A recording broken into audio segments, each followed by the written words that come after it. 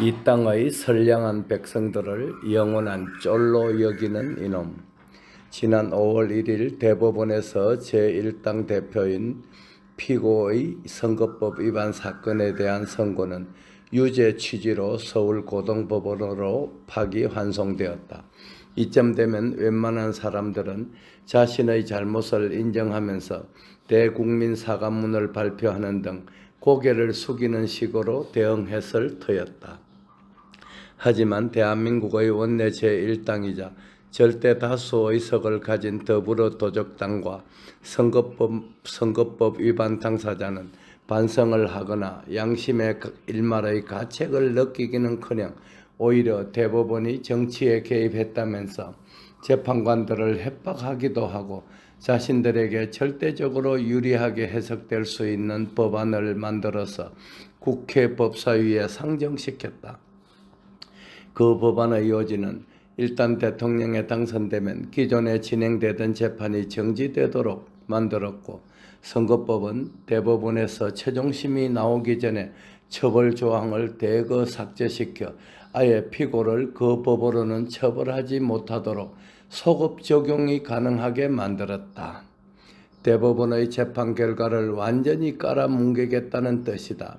뿐만 아니라 이 법안에 대해 거부권을 행사하지 못하도록 최상목 대통령 권한대행 겸 재정경제부 장관을 탄핵시키려다가 이를 눈치챈 최 대행이 미리 사표를 제출하자 탄핵을 철회시키는 등 갈팡질팡하는 모습을 보이기도 했다.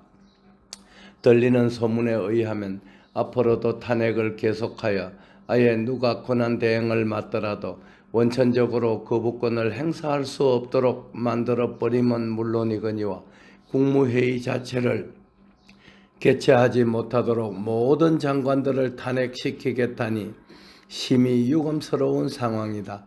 장관급 인사가 단 한 명도 없도록 줄 탄핵을 시켜버린다면 더불어도적당 측에서 아무리 법안을 상정시킨다 하더라도 거부권을 행사하기는 불가능할 것이기 때문이다. 세상이 얼마나 험악해지려는지 염려가 된다. 이것은 인간이 할 일은 아닌 듯 싶다. 그런데 더불어도적당 놈들은 정작 큰 것을 놓치고 있다고 보여진다. 법을 아무리 자신들의 입맛에 맞게 만들어서 장난을 치더라도 대통령 선거에서 득표율이 저조하여 2위를 한다면 어떻게 되겠는가? 이런 가정은 현실로 등장할 가능성이 매우 클 것이다.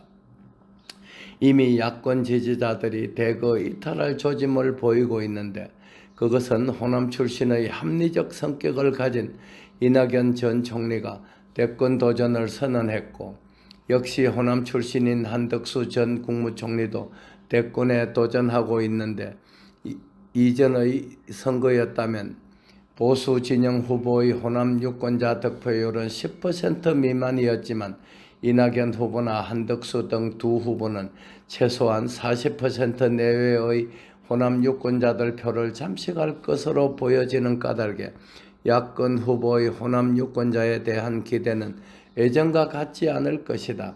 특히 한덕수 후보가 김문수 등 잠재적 저력을 가진 여타의 후보와 단일화를 성사시킨다면 그 파괴력은 상상을 초월할 것이어서 집단 히스테리에 걸려 마지막 발작을 해대는 야권 후보가 1등을 할 것이라고는 기대난망으로 보인다.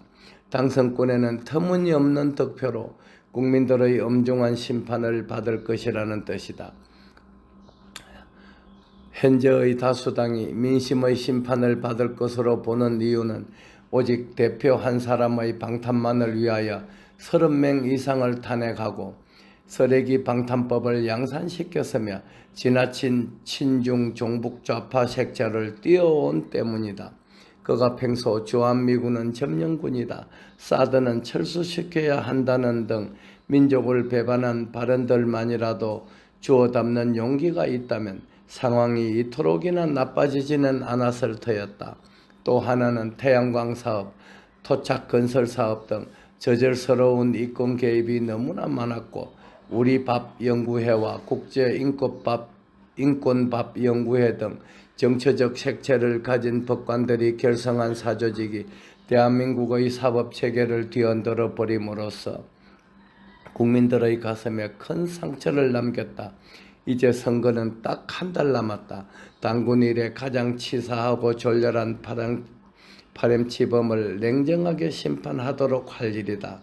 참고로 이 글은 처참한 미얀마 지진 발생 현장에 접근하기 위하여 미얀마에 도착하여서는 첫 글입니다.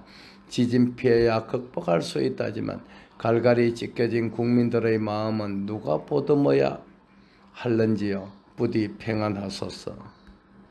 달대열의 세상만사. 구독과 좋아요를 눌러주시면 황금소는 큰 힘을 얻습니다.